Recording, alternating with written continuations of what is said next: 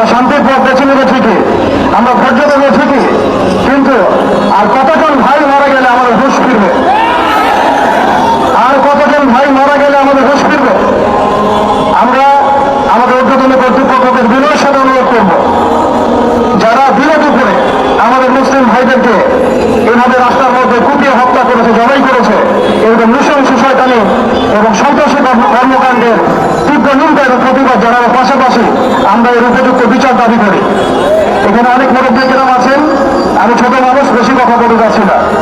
আমরা একটা দাবি উত্থাপন করতে চাই, বাংলার জমিন শান্তির জমিন। এই শান্তির জমিনে যদি উদ্যোগ প্রদর্শন করতে চায়, আল্লাহর কসম করে বলছে আমরা হাতে হাত ধুয়ে বসে থাকবো না।